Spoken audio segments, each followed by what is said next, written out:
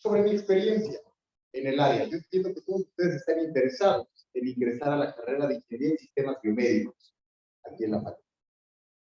Entonces, a lo mejor, este tipo de pláticas me sirve para saber, bueno, ¿de qué se trata? Me interesa, pero quiero conocer exactamente pues, qué es lo que voy a hacer, a qué me voy a dedicar. Y precisamente para ello, pues, me hicieron la investigación y decidí ponerle a esta plática, Ingeniería Biomédica, instrumentos y más allá. Entonces, primera pregunta. Decidí, bueno, no, la pregunta es, decidí hacer mis diapositivas en inglés. ¿Por qué? Porque ustedes, jóvenes, como ingenieros biomédicos, van a tener que dominar el idioma inglés si quieren salir allá a ser competitivos. No hay otra, es el. ¿Por qué?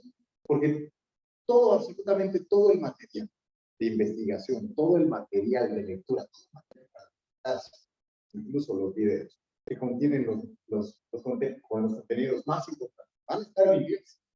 Entonces, ustedes tienen que familiarizarse con él. Entonces, a ver, levanten la mano. ¿Quién tiene podría decir que tiene un buen dominio del inglés? Levanten la mano. ¿Quién diría que más o menos, pero ahí? Muy bien. Y levanten la mano. ¿Quién de plano sí no sabe la otra? Qué bueno, me da gusto. Muy bien. Esos que están así tienen que perfeccionar. Eso es así como una habilidad que va a ser fundamental en su desarrollo. Entonces, decidí empezar con una frase clásica de Stephen Hawking. ¿Saben quién fue Stephen Hawking? Una de las mentes más brillantes, quizás del último siglo, que murió recientemente. Me gusta mucho esta cita la incluí dentro de mi tesis. ¿Vale? Y se refiere un poco a siempre vean hacia el más allá, siempre vean el big picture, siempre vean hacia el horizonte. Siempre vean cuáles van a ser las posibilidades que van a tener dentro de su desarrollo profesional y no se cierren únicamente a la inmediatez. Siempre tengan como una buena idea de hacia dónde me quiero desarrollar, hacia dónde quiero ir, hacia dónde me quiero dirigir. Y bueno, para llegar allá, a ver toda una serie de pasos que habrá que ir siguiendo. Les platico un poquito de mí. Soy egresado de esta facultad, ya del año 2008, en la carrera de Ingeniería Eléctrica Electrónica. En aquel entonces no había ingeniería en sistemas médicos. Y yo no sabía, no había escuchado al respecto. Entonces, una vez que llegué a algunos cursos de señales y sistemas y comencé a involucrarme en algunas materias que estaban relacionadas con el área, porque lo que sí existía era el módulo de ingeniería biomédica. Ese módulo. Entonces, en ese módulo, yo tomé algunas materias de anatomía, de instrumentación médica, y me comenzó a llamar mucho la atención. Pero lo que más me llamó la atención fueron los dispositivos de imagen. Me gustan las imágenes, son bastante entretenidas, y me parece fascinante cómo es que se hace interactuar un fenómeno físico en un dispositivo, en un aparato que construimos para generar imágenes del interior de nuestro. Eso me llama mucho la atención. Y bueno, yo salí de la facultad por ahí de 2009, a principios, y mi idea fue, oh, sí, me gusta ingeniería biomédica, pero no soy ingeniero biomédico, sé muy poco de ingeniería biomédica. Entonces, me pareció muy lógico, bueno, vamos a hacer una maestría en ingeniería biomédica. Y eso fue lo que hice. Entré a la Universidad Autónoma Metropolitana a cursar la maestría en ingeniería biomédica. Y ahí fue donde mi pasión por las imágenes médicas todavía creció mucho más. Ahí fue donde conocí al doctor Luis Jiménez, asesor en mi programa de maestría, y estuve trabajando junto con él y la doctora en análisis de imágenes del corazón. En análisis de imágenes del corazón, y una cosa que en aquel entonces sonaba como aprendizaje maquinal, machine learning. En aquel entonces, pues era como sonaba esporádica. Después de eso, terminé en 2011 la maestría y me incorporé como director de carrera del Tecnológico de Monterrey, en Campus Ciudad de México, aquí cerca. Estuve como director de carrera por casi 3 años, hasta que pues, alguien me dijo, no, sería una buena idea, alguien me convenció de que tenía que hacer un doctorado, ¿no? Si estaba en este asunto de la vida académica, hacer un doctorado era una buena idea. Ya no quería hacerlo aquí en México, ya había sido mucho tiempo aquí en México, entonces comencé a buscar oportunidades y pude aplicar a McMaster University. Es una universidad que se encuentra en Hamilton, Ontario. Es muy cerca de Toronto. ¿Vale? Entonces, pues me fui con los pingüinos allá en Canadá a hacer el doctorado. Y allá trabajé con resonancia magnética. Cambié nada más la modalidad de con medicina nuclear y cambié a resonancia magnética. Si quieren, ahorita les platico un poco más al respecto. Terminé el doctorado a finales de 2018 y regresé ya hace casi 4 años. Y me reincorporé al Tecnológico de Monterrey, pero ahora como profesor investigador. ¿Y qué hago en todo este viaje? Un montón de cosas. Esa cosa que se ve ahí, en rojito, esas son imágenes del corazón. Son imágenes que se llama ventriculografía radioisotópica en equilibrio. ¿Y cómo es que sacamos una imagen de estas cosas? Nos inyectan una sustancia que tiene 2 cosas. Una cosa que es radiactiva, una cosa que emite radiación, una molécula que emite radiación, y una molécula que tiene cierta afinidad por algo en este caso particular, la molécula que emite radiación se llama tecnesio.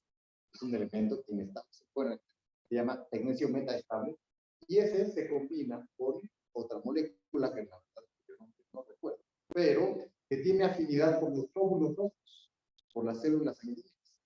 Entonces, si yo me la influenza, se mezcla con la sangre esta sustancia, se pega los glóbulos rojos y entonces mi sangre literalmente brilla. Pero brilla no en el espectro que nosotros vemos. No, brilla no con luz, brilla con radiación. Y entonces nos ponen un aparatito aquí encima, bueno, es un aparato que se llama gamma cámara. Y ahí estamos acostados un rato y nos toman varias imágenes para generar ese como vista de hicimos análisis de programa y después ahí estoy yo dentro de la resonancia magnética, eso es ahí en Canadá, probando unas técnicas de imagen de pulmón, desarrollando antenas de resonancia magnética y haciendo algunos desarrollos de secuencias de pulso. Eso fue lo que hice realmente en el doctorado. En este viaje doctoral, pues tuve la oportunidad de ya publicar varios artículos en relación a mi tema que tiene que ver con programar la resonancia magnética para poder evaluar el metabolismo del músculo o del cerebro. Y esa persona que está ahí es el doctor Mike. Él fue mi asesor allá en Canadá. Y es una gran persona. Y algo que siempre me dejó muy marcado es que cuando yo estaba estudiando cosas, él me decía, si tú, como producto de tu trabajo, puedes enviar un proyecto, enviar un trabajo a una conferencia internacional, a un congreso, yo pago tu boleto y yo te llevo para allá. Entonces eso estuvo chulísimo, porque eso me permitió a mí conocer varios lugares mientras estuve en el doctorado. Yo creo que el que más me sorprendió, que curiosamente fue el primero que fue Singapur. Cuando llegué a Singapur, de repente yo me bajo y así como, ¿qué carajos estoy en Singapur? ¿Cómo fue que llegué aquí? O sea, ¿en qué momento? Y realmente todo tiene que ver con esas pequeñas decisiones que uno va tomando desde que estás en la universidad, después, ¿con qué vas a continuar? ¿Qué vas a seguir? Que te permite dejar de hacer varias cosas. Ir a Hawái. Y me volví fan de hacer snowboard. Es que no soy bueno, pero lo he hecho unas cuantas veces, pero ha sido suficiente para que se convirtiera en mi deporte. Regresé, me reincorporé al Tecnológico de Monterrey y dentro de mis intereses de investigación está, por supuesto, la resonancia magnética. Para hacer análisis de imágenes del cerebro. Análisis de imágenes de cómo se mueve el agua en el cerebro. Esa cosa que está allá, ese tipo de imagen se llama una tractografía. Con ese tipo de técnica nosotros podemos evaluar, digamos, haciendo una analogía, los cables del cerebro. Todos estamos conscientes de cuáles son las partes de una neurona, ¿cierto? Una neurona tiene su cuerpo, el soma, donde está el núcleo, y aparte tiene un axón, que es como una cola, y tiene una dendrita para comunicarse con otra. ¿Vale? Hasta ahí todo. Perfecto. Ahí. Bueno, pues resulta que sobre ese axón, a lo largo de ese axón es por donde viajan las señales eléctricas de nuestro cerebro para comunicarse entre sí. Y a lo largo de esos axones, bueno, pues son, digamos, como cablecitos. Con esta técnica se puede evaluar a través de observar cómo se puede mover el agua en el cerebro. Yo puedo generar una imagen de ese cableado. Y esta técnica sirve, por ejemplo, si hay un paciente que tiene un tumor y yo hago esta técnica, pues yo puedo analizar si ese tumor está nada más empujando esta fibra o si ese tumor tiene las fibras que están poder. Y dependiendo de cuál sea el caso, la decisión que se debe de tomar en la clínica es completamente diferente. Si nada más está dando la vuelta y está empujando, bueno, yo lo puedo operar y puedo sacarlo. Pero si están los cables entrelazados en el tumor, entonces tengo que mandar al paciente quimioterapia. ¿Por qué? Porque si yo le quito el tumor, pues corro el riesgo de romperle.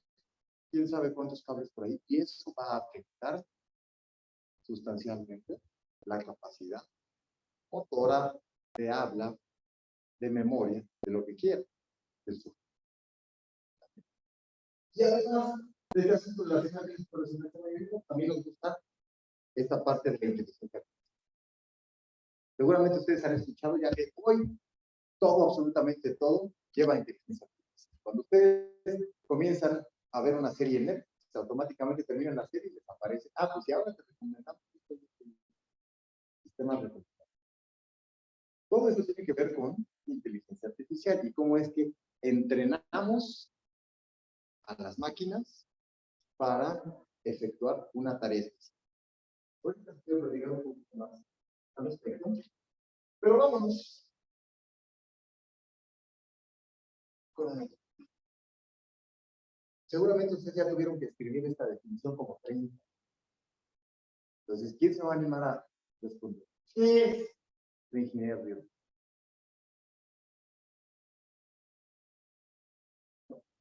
Ahí está. Sí, hombre.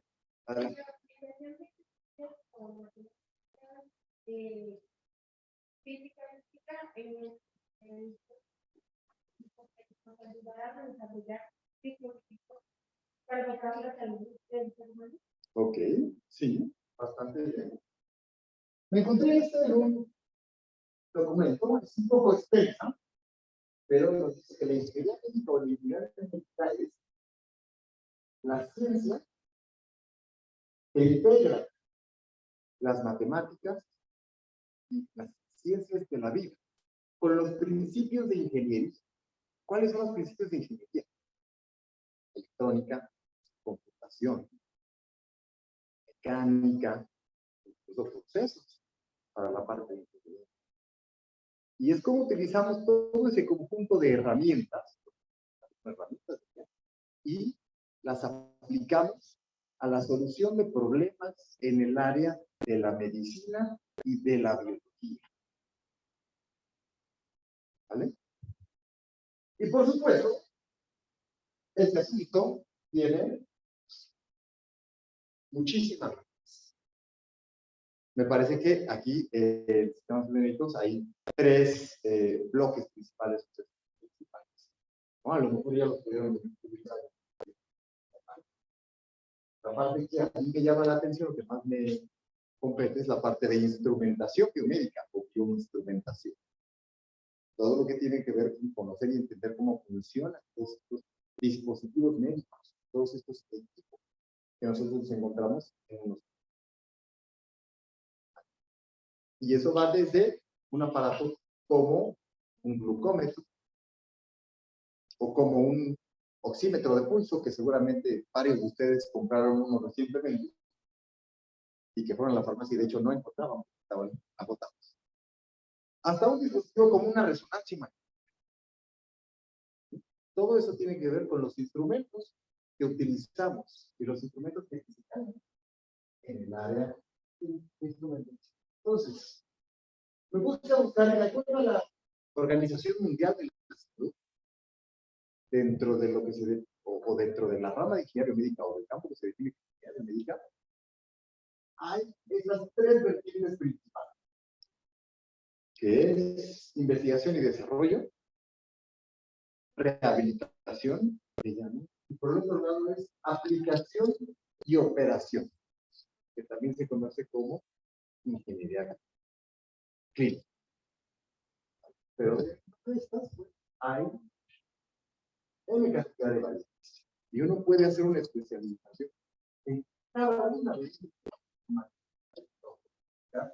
o ambientes virtuales, incluso realidad aumentada, quienes estén trabajando en el asunto. El médico va a estar operando. Y para hacer la cirugía va a tener un proyecto que le va a mostrar una imagen del paciente sobre el paciente, va a delimitar cierto órgano en el paciente y, por ejemplo, va a pintar de color algún tumor o algún objeto de interés o algún órgano de interés dentro del paciente. Hacia algo así, una especie de realidad aumentada. Y todo eso con precisamente la intención de poder mejorar y de poder recuperar funciones dentro del paciente, o poder mejorar incluso el desempeño de los pacientes. Acuérdense que la idea es que nosotros, nuestra chamba es darle al médico las herramientas que él necesita para que él pueda hacer su chamba. Y esas herramientas a nosotros también nos obligan a entender, no tan a fondo, pero a tener un gran entendimiento de cómo es que funciona el cuerpo humano. Si yo voy a tener algo que interactúa con el cuerpo, pues ¿cómo es que esa cosa va a funcionar? ¿Vale? En este módulo de instrumentación, con esta parte de bioinstrumentación, pues les voy a platicar un poquito de el tipo de cosas que hacemos, el tipo de cosas que tenemos que seguir para poder desarrollar, para poder diseñar un nuevo dispositivo o un nuevo instrumento. Número uno, cuando yo voy a diseñar o yo voy a hacer un instrumento, necesito preguntar cuál es el objetivo de este instrumento, para qué lo voy a utilizar, para qué me va a hacer. Y ahí tengo yo tres categorías. Lo voy a utilizar para hacer una evaluación, para hacer un diagnóstico, para medir algo, o lo voy a utilizar para aumentar las capacidades de algo, para aumentar alguna capacidad en el sujeto, o lo voy a diseñar para, digamos, mejorar sustancialmente o sustituir alguna función dentro de eso. Los más comunes es para hacer la evaluación, una CES. Es decir, voy a medir algo en el paciente. Puedo medir algo como temperatura, puedo medir algo como actividad del corazón, puedo medir algo con una imagen, una radiografía, para poder medir si hay una fractura, para poder determinar si yo voy a hacer una cirugía, cuánto voy a tener que mover el hueso y cuántos clavos le voy a tener que poner para recuperar esa. Todos los dispositivos que se encargan de medir cosas son dispositivos de evaluación. Si tenemos uno para aumentar, bueno, son un dispositivo que nos va a permitir ayudarle al paciente a recuperar ciertas cosas. Por ejemplo, un implante coclear, una ayuda auditiva, en el cual yo tengo que desarrollar un sistema que sea sensible al sonido, que pueda detectar el sonido y que tenga una interacción con el cerebro. ¿Para qué? Para que el cerebro pueda interpretar ese sonido, que realmente pueda escuchar. Esos son técnicas que permiten a la gente escuchar por primera vez. Se implantan en niños y hay algunos videos bastante conmovedores de cuando le activan el implante al niño por primera vez y entonces comienza a escuchar y entonces primero así como que se saca de onda, así como, no, ¿qué, cómo? Pero, porque es una experiencia.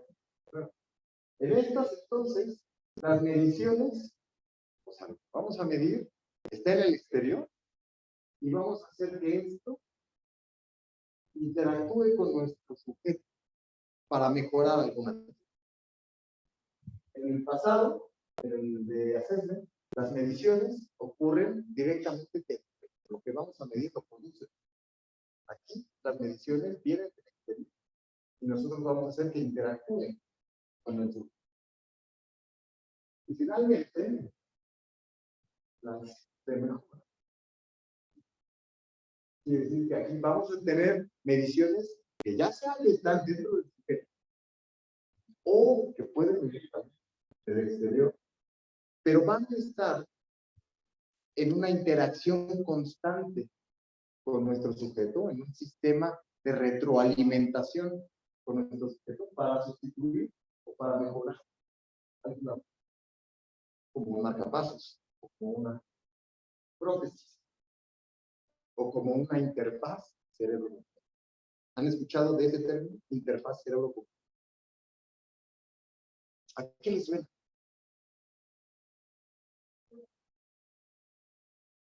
¿Un lazo? ¿Algo que los conecte? Sí, una interfaz, exactamente. Pero entonces es algo que va a conectar una computadora con el cerebro, ¿cierto? Para poder realizar una tarea, para poder recuperar alguna función en este. Y para todos estos dispositivos, pues nosotros tenemos un diagrama general de cómo es que van a funcionar. Es un diagrama general de cómo voy a construir uno de estos. Y cualquier dispositivo, el que ustedes quieran, voy a poder generar su presentación a través de este diagrama. ¿Qué incluye el diagrama? Pues incluye una cosa que se llama transductor o una cosa que se llama sensor. Un transductor y un sensor no son exactamente lo mismo, pero se parecen. Un transductor está definido como un dispositivo que tiene la capacidad de convertir un tipo de energía en otro tipo de energía. Por ejemplo,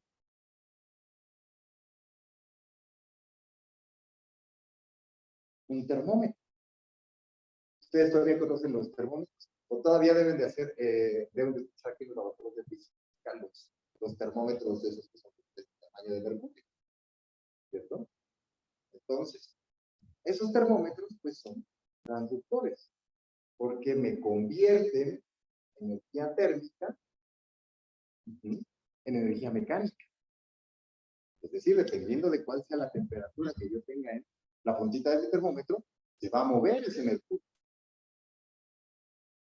¿No? Otros transductores, por ejemplo, un micrófono. Este micrófono va a convertir esas ondas de sonido, de presión, que se transmiten en el aire, las va a convertir en una señal eléctrica, que después se va a amplificar y pueden escuchar todos. Entonces, yo tengo un transductor y eso me va a permitir, como sugerir, varios. Después, eso me va a generar una señal eléctrica. Pero después yo tengo que hacer un acondicionamiento de esa señal. ¿A qué me refiero? Yo tengo que limpiar esa señal. ¿Por qué? Porque normalmente están expuestas a muchas fuentes de ruido. Mucho ruido. Y ustedes podrán ubicar el ruido. De repente están hablando por teléfono y empieza a sonar. Que son cuestiones que están influyendo en mi sistema, pero son cosas que yo no quiero. Entonces yo necesito deshacerme de todo eso. Y para deshacerme de todo eso, bueno, voy a tener que incluir toda una serie de componentes y de elementos en mi sistema para condicionar. Después, esa señal, yo la voy a tener que convertir en numeritos. Porque esa señal es un voltaje. Ese voltaje yo lo tengo que convertir en un numerito para poderlo interpretar. Eso tiene que ver con una cosa que se llama conversión analógico-digital. Y es un dispositivo que a mí me va a permitir convertir una señal eléctrica en numeritos. ¿Para qué? Para después poder interpretar. Una computadora en donde yo ya tengo un numerito y entonces voy a interpretar ese numerito de alguna manera. ¿Vale? A lo mejor también abstracto. ¿Qué tal si hacemos un ejemplo con un electrocardiograma? Un electrocardiograma. ¿Algunos de ustedes se ha hecho un electrocardiograma? ¿Les han hecho alguna vez? ¿Sí? Sí, por ahí hay algunos. Bueno, ¿qué es el electrocardiograma? ¿Qué es lo que vemos? Todos seguro lo hemos visto en las películas, cuando el paciente está así en terapia intensiva y tiene una pantallita al lado y se ve una grafiquita ahí. ¿Qué es lo que estamos viendo ahí? Pulso cardíaco. Los pulsos del corazón. ¿Y a qué me refiero con los pulsos del corazón?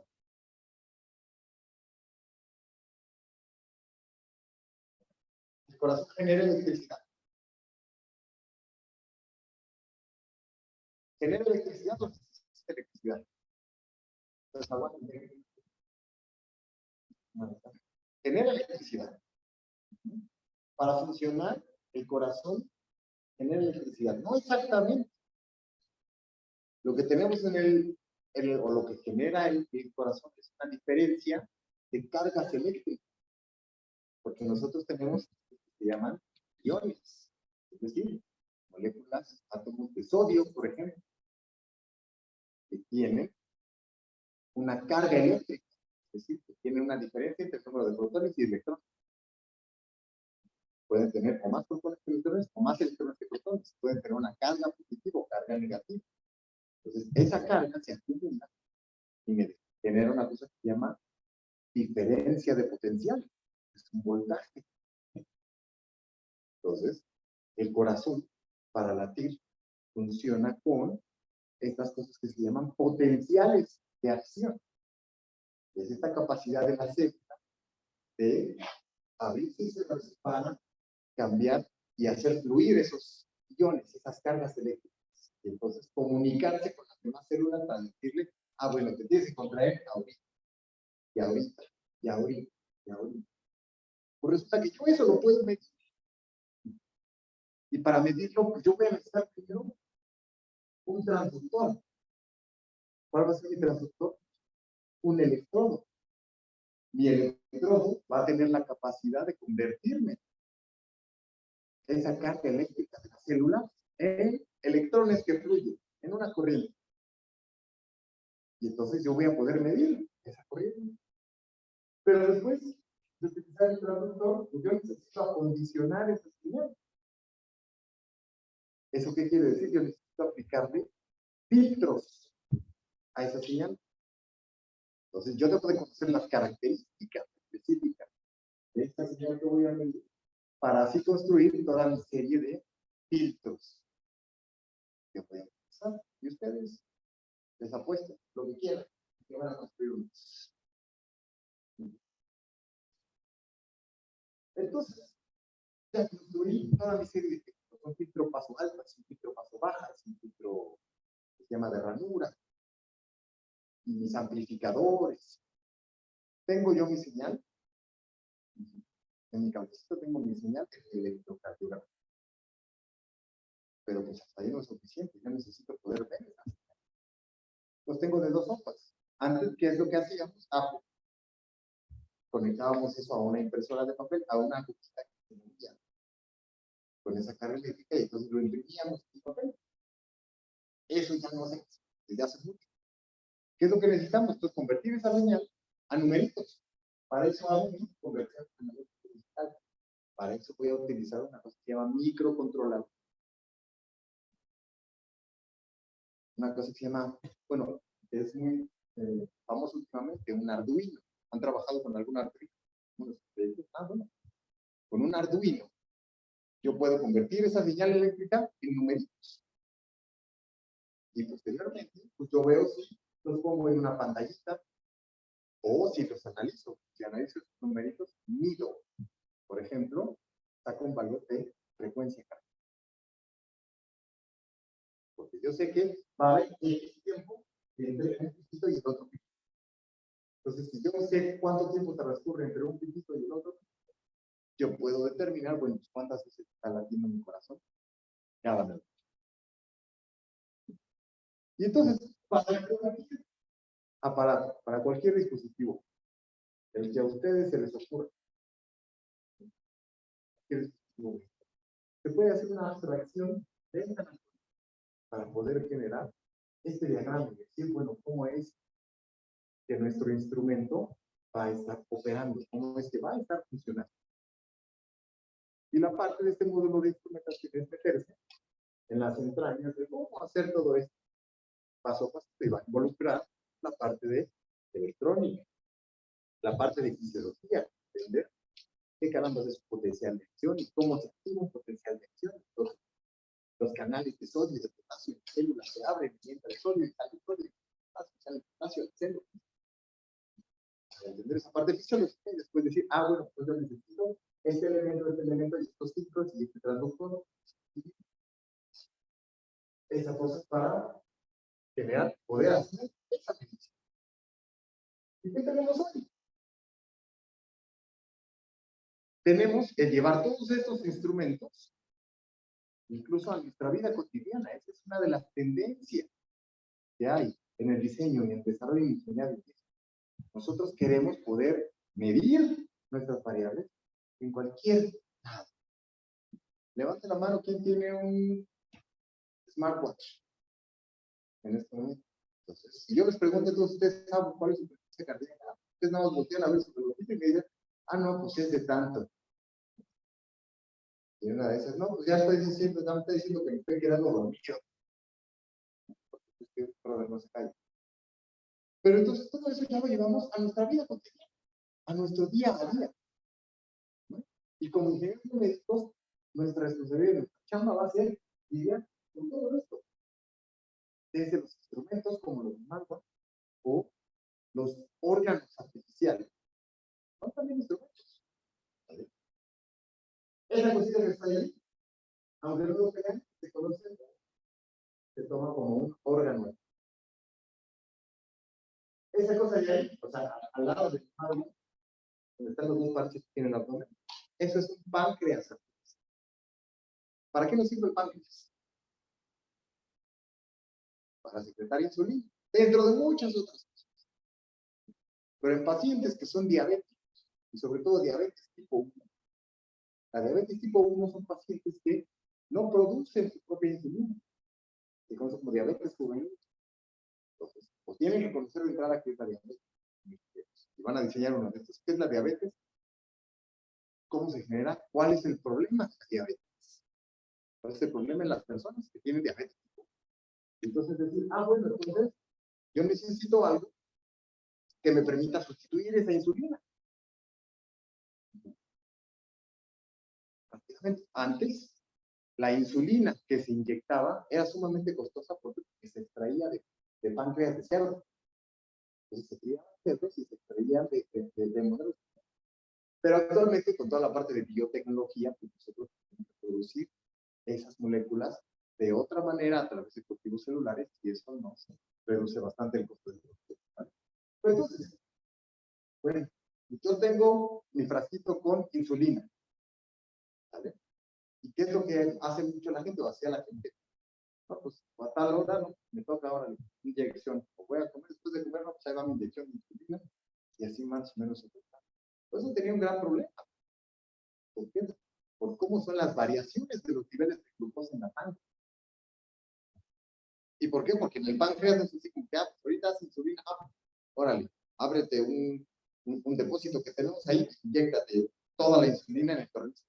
Si es una cuestión que se va segregando de manera paulatina, dependiendo de la demanda por la cantidad de azúcar que tenemos en la sangre. Entonces, ¿qué es lo que hago? Bueno, pues entonces yo tengo la bombita que me va a estar inyectando de insulina de manera controlada. Pues yo necesito decirle cuándo sí inyectarle y cuándo no. Y para poder hacer eso, pues yo tengo que medir la glucosa en la sangre. Yo tengo que medir el azúcar en la sangre de manera constante. Entonces, ese bachecito que está del otro lado es un monitor de glucosa.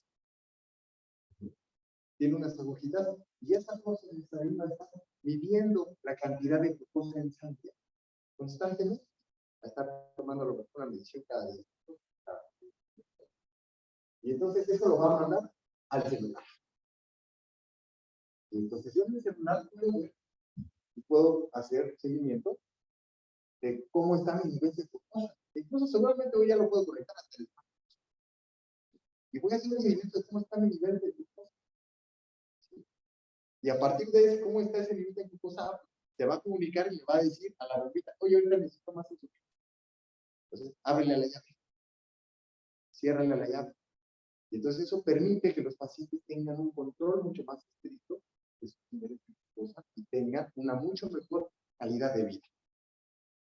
Y entonces, ¿qué tengo que hacer? Bueno, tengo que cambiar una vez cada número de meses, tengo que rellenar mi bombita, tengo que cambiar mi sensor de glucosa, pero puedo tener una vida funcional de mucho mejor calidad que los asistentes. Y así tenemos otro tipo de órganos. El que está hablando es un dispositivo que ayuda a ventricular, es un corazón artificial. Puede desarrollar aquí en México, ahí en la Guanajuato. Ese es un sistema de dispositivo de asistencia ventricular. Ustedes como dispositivo de asistencia. O incluso, no sé si saben quién es el órgano que está aquí. Elon Musk. ¿Quién es Elon Musk? ¿Quién?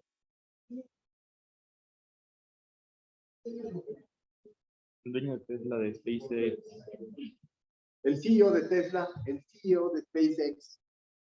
Y hace un par de años lanzó este dispositivo que se llama Neuralink. No sé si han escuchado al respecto. Neuralink es un chip que se implanta en el cerebro. Entonces, va a ser un dispositivo que vamos a meter por debajo del cráneo. De hecho, vamos a quitar una partita del cráneo y ahí vamos a meter el chip. Y esto tiene una serie de cablecitos, un montón de cablecitos que van a ir conectados al cerebro para poder medir las señales del cerebro. Y entonces, dependiendo de qué sea lo que yo mida, pues voy a poder realizar una serie de tareas. Entonces, yo voy a poder entrenar, digamos, a una persona para que piense en algo y entonces el producto de eso sea ejecutar alguna tarea, como qué.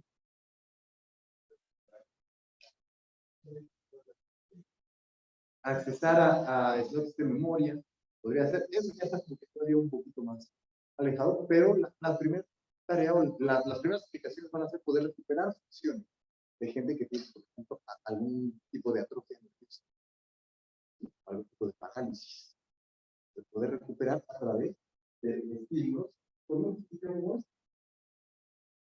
o el de hasta abajo, que se llama Lab on a Chip, que ya van a ser pequeños dispositivos que nos van a poder permitir hacer mediciones en casa. Es otra de las cosas. Yo nada más ordeno, en lugar de tener que ir a farmacia, a la farmacia de San Pablo para que me hagan mi prueba de COVID, simplemente ordenas tu dispositivo y entonces puedes tener un examen de laboratorio clínico con muy buena exactitud y lo puedes ejecutar directamente.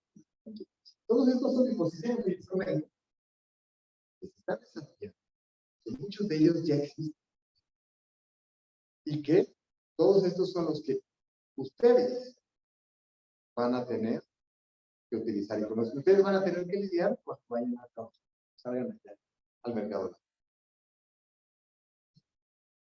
¿Qué más? ¿Han escuchado este asunto de la inteligencia artificial? ¿Qué es la inteligencia artificial? ¿Qué hace la inteligencia artificial? Aprende por sí misma. Exactamente. La idea es precisamente enseñar a las máquinas a aprender por sí. Y este no es un concepto completamente nuevo. Realmente comenzó por ahí de los años 50, 60. El concepto total de inteligencia artificial, en el cual la idea era hacer dispositivos o hacer máquinas que sean inteligentes. Inteligentes entendido en ese momento como que tomen decisiones, puedan hacer cosas. Este concepto evolucionó hacia los años 80, 90, hacia el concepto de machine learning, aprendizaje máquina. ¿Esto qué quiere decir? Que el sistema va a aprender por sí solo de la información que tenga disponible. Y de esa información que tenga disponible va a aprender para tomar alguna decisión. Para decir izquierda, derecha. Y más recientemente comenzó el boom de lo que se conoce como aprendizaje profundo o deep learning, que va en la misma línea del machine learning, pero aprovechando la cantidad de datos. Entonces, si nos vamos como una especie de diagrama de Venn de este asunto de inteligencia artificial, tenemos el deep learning, digamos, un subconjunto de las redes neuronales, y es un subconjunto dentro del aprendizaje. Y eso es un subconjunto de lo que hacemos como inteligencia artificial. Si tratamos de como tenemos en este asunto del aprendizaje maquinal tres grandes ramas. Una cosa que se llama aprendizaje no supervisado, una cosa que se llama aprendizaje supervisado y otra cosa que se llama aprendizaje por refuerzo, reinforcement. ¿Y de qué se trata aquí una vez? Bueno, aprendizaje no supervisado. Ahí se trata de que el sistema pueda organizar los datos de manera automática, utilizando algún criterio. Es decir, yo no sé qué onda con estos datos, yo tengo un montón de datos y entonces le voy a decir al sistema, bueno, pues ahí están los datos, pues trata de agruparlos. Trata de ver si puedes generar grupos dentro de esos datos que compartan características. Eso se llama clustering. Pues yo me pongo, le arrojo un montón de datos y digo, bueno, a ver, genera grupos. A ver qué. Entonces ya solita la máquina, basado en ciertos criterios, va a decir, ah, bueno, pues aquí hay un grupito y aquí hay otro grupo. ¿Sí? O sea, yo no conozco, yo no tengo conocimiento previo de qué se trata cada uno de esos casos. Por el otro lado, el aprendizaje supervisado es al revés. Yo le voy a decir a la maquinita, ah, pues mira, yo tengo 10 casitos de esto y yo tengo otros 10 casitos de esto. Entonces, aprende que estos pertenecen a este grupito. Porque yo ya te estoy diciendo que pertenecen a este grupito. Y que estos otros pertenecen a este otro grupito. Porque yo ya te estoy diciendo. Entonces, después, una vez que ya la máquina, ah, bueno, sí, ya aprendí. Ok, bueno, ya aprendiste, entonces yo te voy a dar un casito nuevo. Y no te voy a decir de qué grupito es. Entonces tú me vas a decir, ah, no, pues es que este se parece a estos, entonces es de este grupo. O este se parece a estos otros, entonces va a ser de este grupo. Eso es aprendizaje supervisado. O sea, yo conozco a qué grupo pertenece. Yo tengo una etiqueta que me dice de qué se trata. Y después tenemos la parte de reinforcement learning. Y esto es lo que se utiliza en estos programitas que juegan videojuegos solos. Entonces yo le digo al programita, ah, pues hay una serie de restricciones, que son las reglas del juego. Y entonces con base en estas restricciones, tú tienes que ir aprendiendo e ir mejorando y mejorando. Y ya se han diseñado ejemplos de reinforcement learning que han tenido resultados extraordinarios. Por ejemplo, ya ahorita un modelo de Reinforcement Learning es el mejor jugador de ajedrez en el mundo. Y se ha enfrentado con los grandes maestros de ajedrez y a todos de los Estados. E incluso también para Minecraft y para un montón de aplicaciones en videojuegos. ¿Vale? Entonces, esto es como para bastante. ¿Y qué es lo que da pie a todo esto? ¿Qué es lo que da pie a que podamos desarrollar todos estos sistemas? Pero principalmente son tres cosas. La cantidad de datos que tenemos. Hoy, la posibilidad de acceder a información es impactante. Yo luego lo platico así con los amigos. Cuando yo era aquí, de repente, con tus cuates te hacías algunas preguntas. Tú no me dejaron mentir aquí. Te hacías alguna pregunta. Ay, ¿cómo habrá sido tal cosa? ¿Cómo le habrá hecho para tal cosa? Y ahí se quedaba con una pregunta. ¿Por qué? Porque quién sabe, o sea, tenías que ir a meter a la biblioteca para investigar, ¿verdad? Y ahorita ya es, ¿cómo habrá pasado tal cosa? No, espérame, algo del celular, ¿verdad? ¿Cómo pasó tal cosa? Y ya, no sabes. El acceso a la información hoy en día es instantáneo. Y la cantidad de información que hay es tremenda.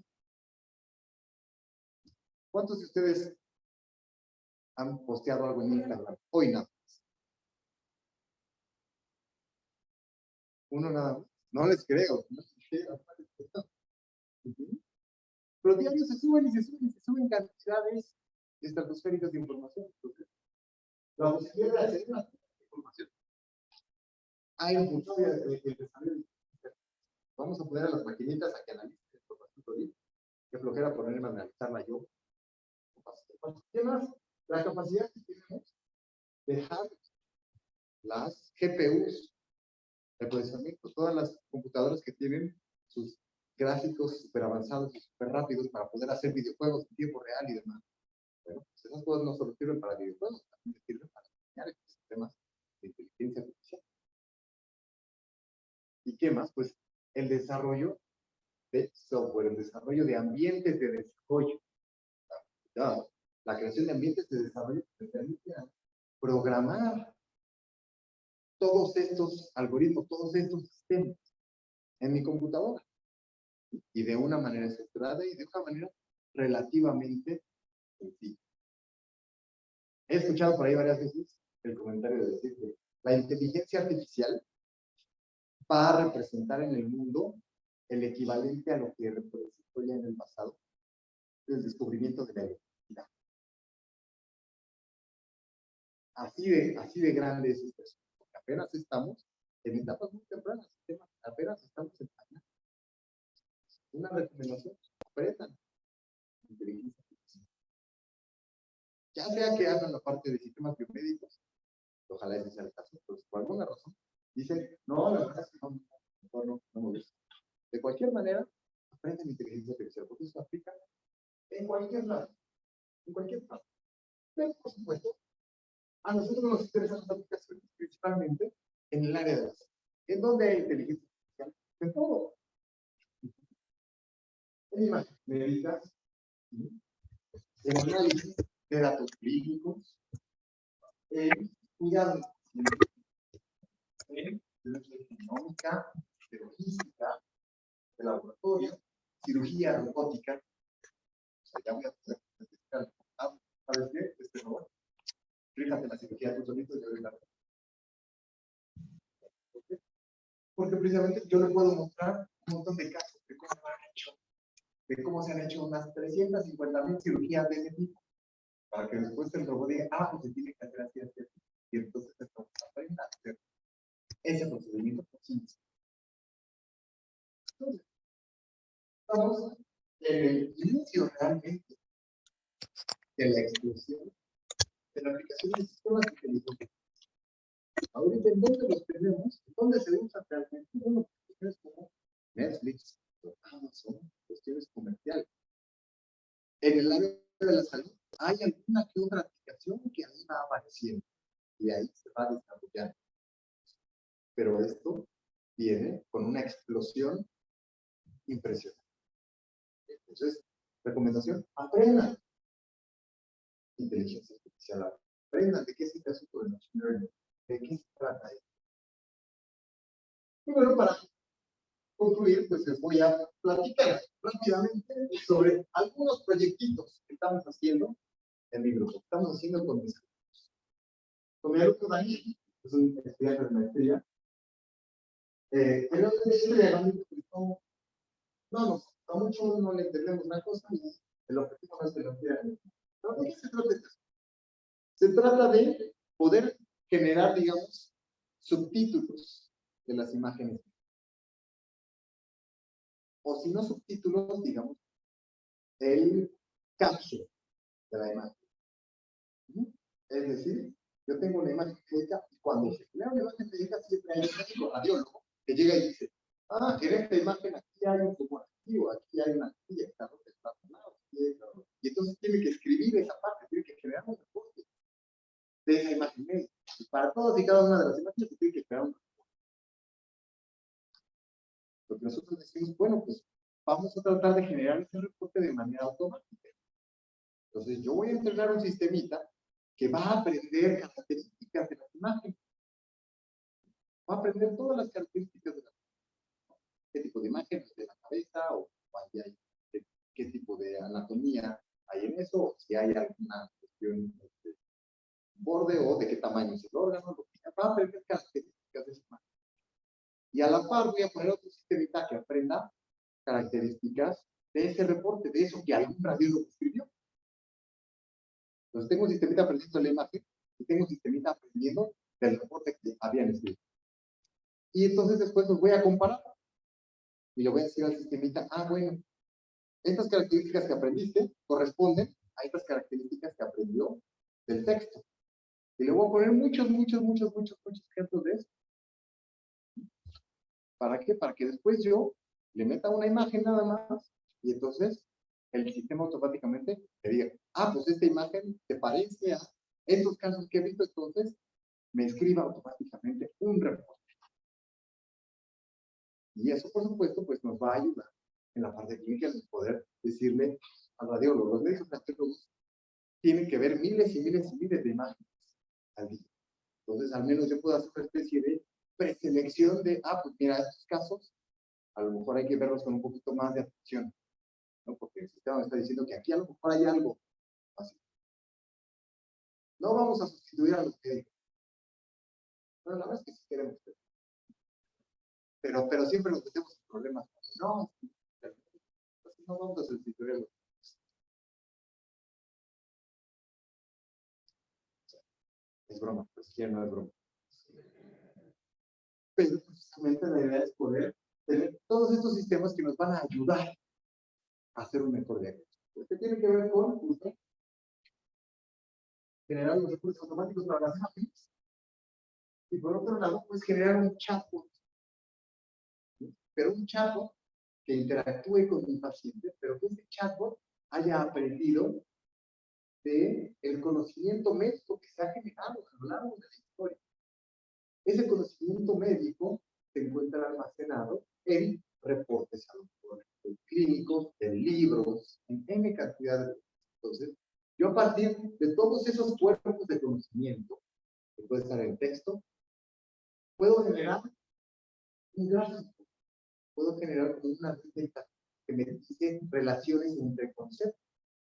Y entonces yo utilizo eso para generar un agente de conversación, un agente automático. Seguramente todos ustedes han tenido que lidiar con un chat.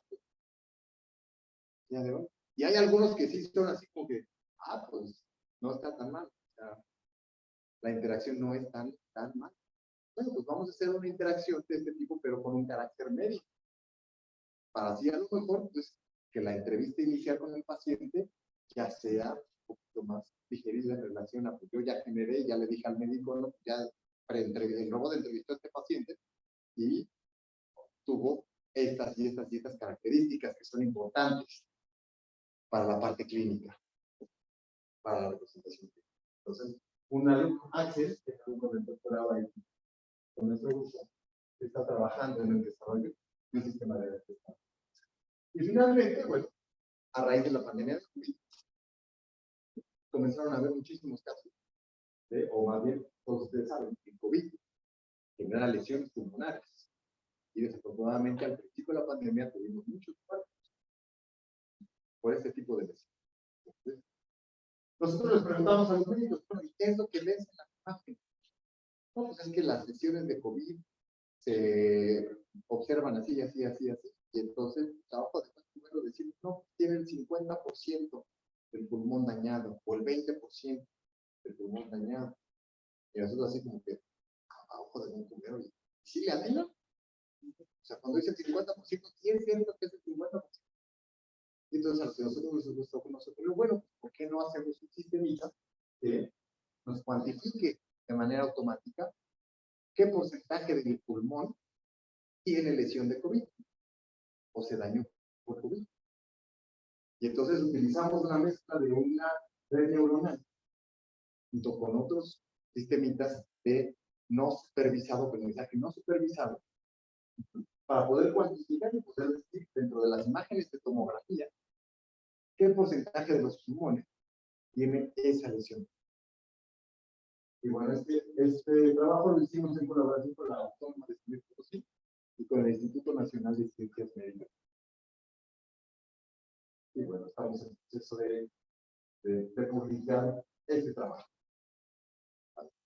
Entonces, hasta aquí quería mostrarles estos tres trabajos. También están las cuestiones que hacen en la parte de imagen, pero como me quise enfocar un poco hacia la implementación y después movernos hacia el impacto que va a tener la inteligencia artificial en esta carrera, en este trabajo. Pues, si tienen alguna duda, con toda confianza, pueden escribirme un correo. Y, pues, gracias por su atención. Creo que, bueno, para algunos.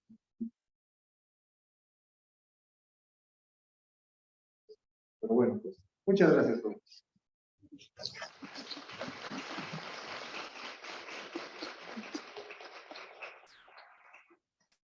Si tienen, si tienen alguna pregunta, con todo gusto.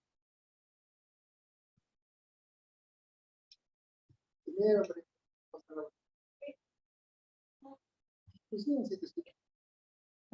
Nos comentó que utiliza un líquido que emitía radiación. Ajá.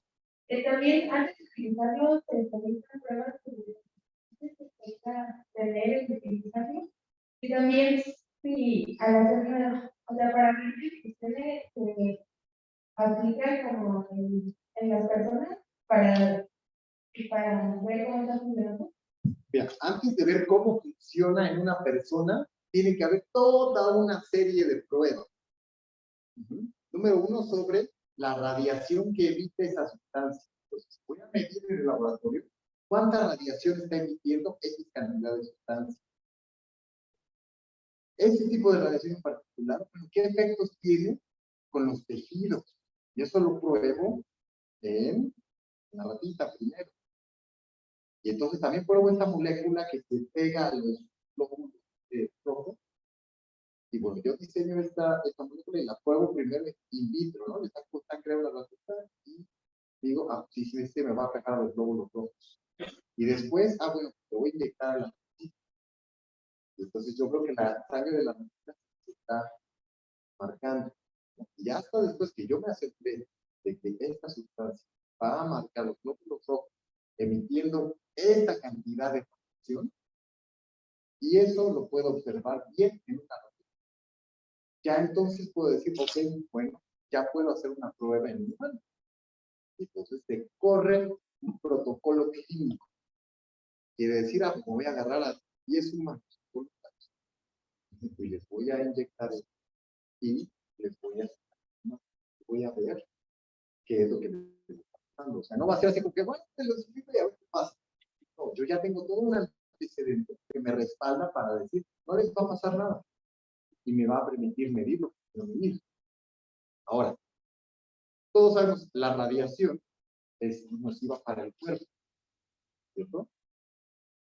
Pero depende de cuánta radiación. Va a depender de la cantidad que le metemos. Entonces, si yo utilizo una cantidad pequeñita de radiación, no va a pasar nada.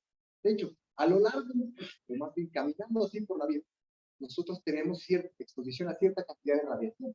Radiación que viene de los rayos del son radiación que viene de elementos. Acuérdense, los elementos radioactivos son isótopos, o sea, son moléculas, son elementos muy parecidos a los que tenemos y con los que convivimos, nada más que tienen alguna inestabilidad en la cantidad de protones y de neutrones, y eso hace que emitan estos rayos. Por ejemplo, nosotros sabemos que el plátano tiene potasio.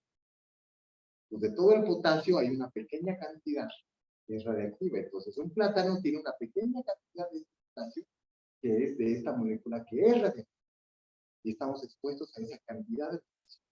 Entonces, anualmente, por el hecho de que estamos a cierta cantidad de radiación, lo que hacemos es comparar la radiación de un estudio de imagen con esa cantidad de radiación a la que estamos expuestos cada año, y entonces evalúa qué tanta probabilidad haya de que sea dañina o no.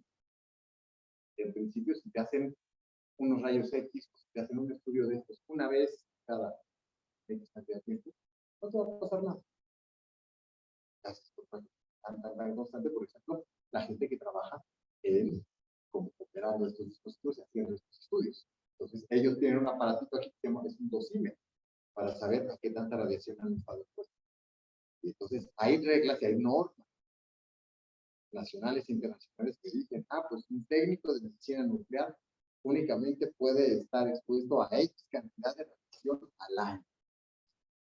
Y cuando llegas a esa radiación, no, tú me vas a vacaciones 6 meses porque no puedes exponerte a más radiación en X periodo de tiempo.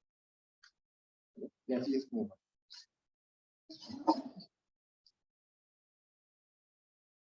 ¿Alguna otra pregunta, chicos? Sí. ¿Cómo se puede clasificar el daño de un pulmón y se desconoce cuánto estamos esperando ahorita?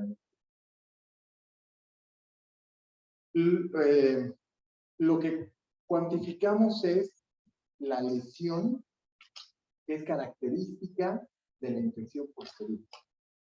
O sea, nosotros tenemos imágenes de pulmones sanos y sabemos cómo se ven las imágenes.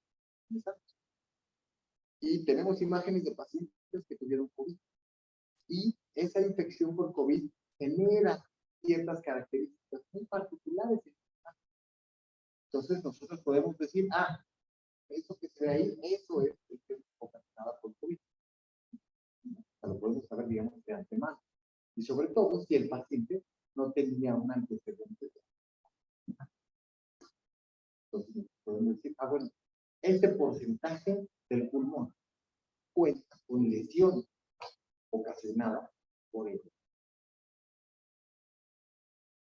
Porque realmente pues, no es una prueba, digamos, totalmente funcional. Es una prueba de qué porcentaje al volumen que hay del pulmón tiene esta lesión. Entonces, en cuanto a el volumen de daño que hay, no va a trabajo. Exactamente, no es en cuanto al trabajo que tiene el pulmón, sino que del volumen entero del pulmón, ¿qué porcentaje de ese volumen tiene daño? Que se representa a través de ciertas características que no se relacionan.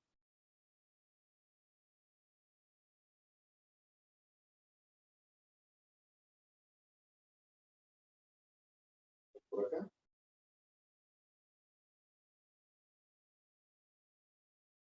Se desarrolla como para Sí. Sí hay. No es como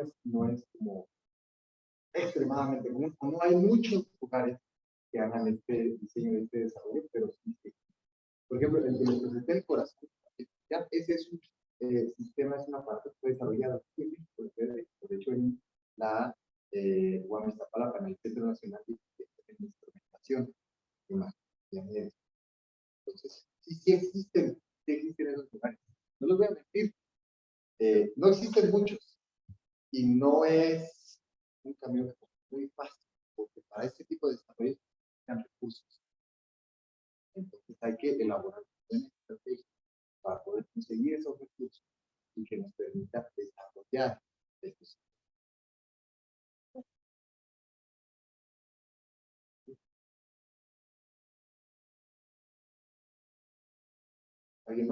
pregunta. Por ejemplo, es una cuestión de las personas como es para el médico, que es que quiero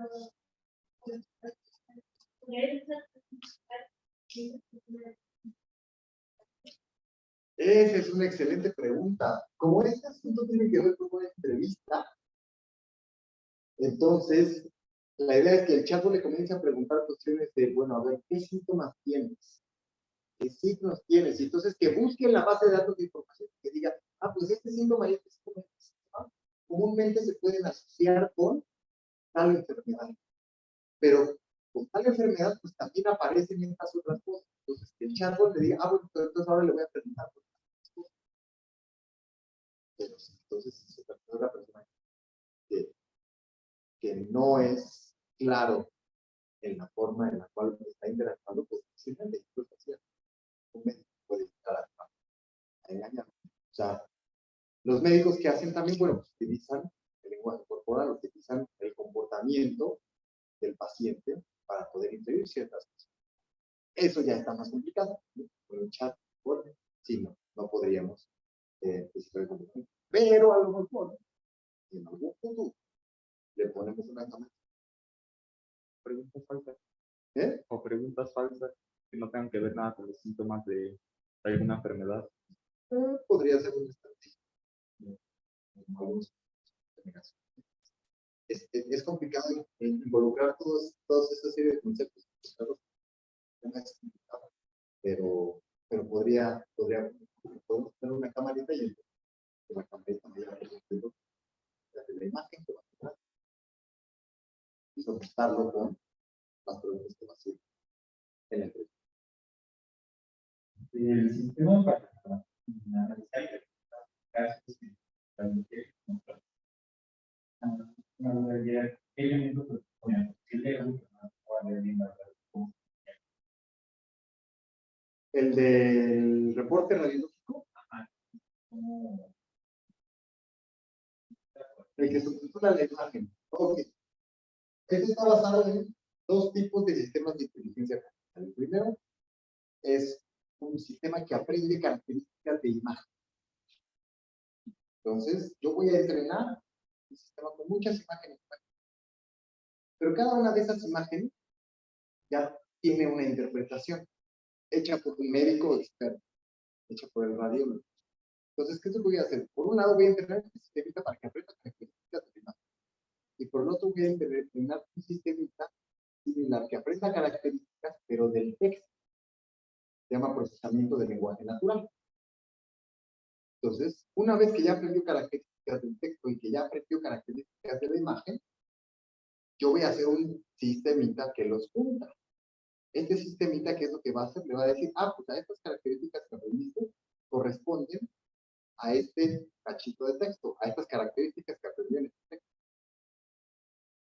Entonces, yo voy a hacer algo para decirles, ah, pues este y este son un match. Estos son el mismo. Y le pongo eso para muchos otros ejemplos. Ahí es el mismo, y el mismo, y este corresponde a este, y este corresponde a este. Y entreno un sistema precisamente para que me maximice la relación que hay entre estas características que yo saqué de la imagen, con estas características que yo saqué del texto.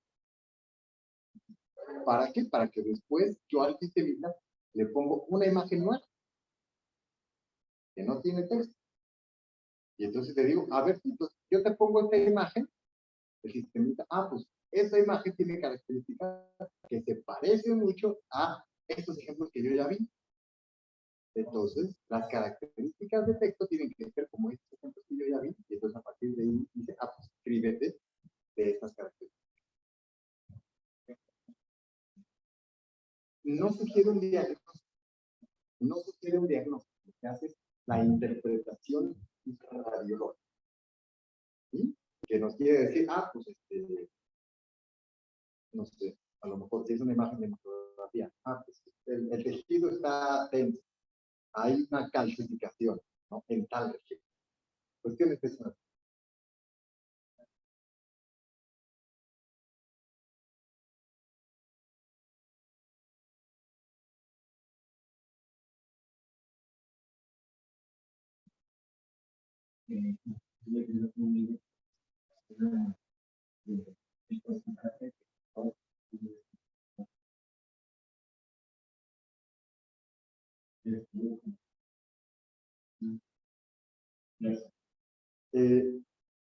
Eso va a depender de varios factores. Actualmente, algunos sistemas se desempeñan mejor incluso que los radiólogos. Se han publicado recientemente algunos sistemas, por ejemplo, hace años publicó uno en relación a mastografía. Utilizar mastografías para hacer diagnóstico de cáncer de mama. Y un sistema de inteligencia artificial basado únicamente en ver las imágenes y clasificar, es decir, tiene el cáncer de mama o no tiene diagnóstico de cáncer de mama. Tuvo un mejor desempeño que incluso un grupo de radiólogos. Entonces, hay un error asociado, sí hay un error asociado, pero el performance o el rendimiento de estos sistemitas normalmente tienen como límite lo que se conoce como el performance humano. ¿Por qué? Porque al final de cuentas, yo como humano, para entender el sistemita, le digo, pues esta imagen pertenece a este caso. O por ejemplo, en este caso de las imágenes de cáncer de mama. Pues esta imagen sí tuvo cáncer de mama. Esta imagen no tuvo cáncer de mama. Estas. Entonces, yo le doy muchos ejemplos que le digo que este sí tuvo cáncer de mama. Le doy muchos ejemplos que digo, estos no tuvieron. Entonces, ya después clasifica de manera independiente. Entonces, ¿cuál es la mejor clasificación que pueda hacer? Pues la clasificación que yo le doy desde el principio, como humano, y eso se llama Human Level Performance, el rendimiento del ser humano.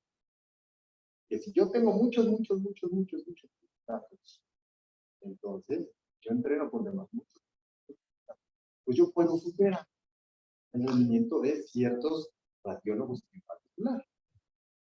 De ciertos radiólogos.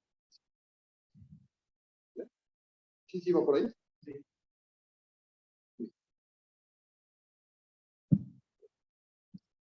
¿No? Sí.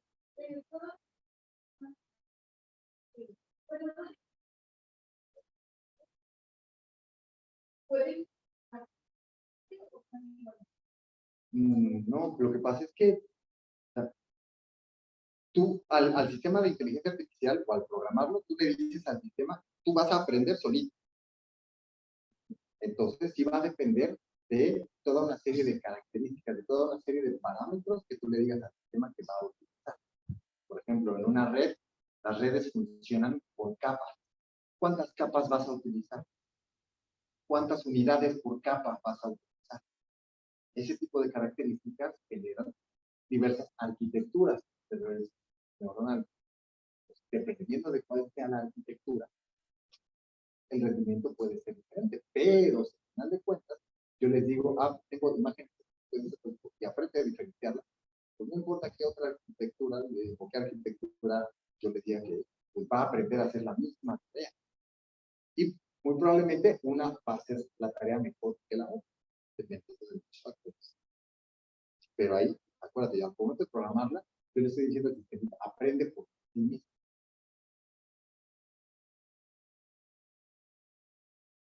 Muy bien. Pues muchas gracias. Nos tenemos mucho para nosotros. Entonces, bueno, acabamos gracias por lo de biomédica o instrumentación.